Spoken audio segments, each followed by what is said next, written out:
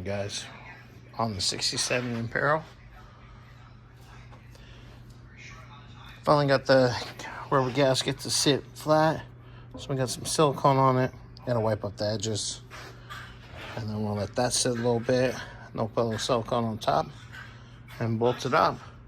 Also, I believe we got the upper control arm for this side, so we'll start getting that put on.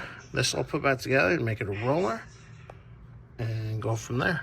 Okay, put a little silicone up top. Start getting ready to put it in. Got all my bolts down there. Good to go.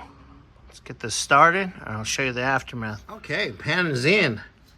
Tighten down. Ready to rock. So now I can move on for the Imperial.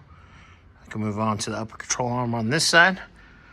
And then loosen the torsion bars and then bring up and connect. And pretty much just be a roller again. Yay.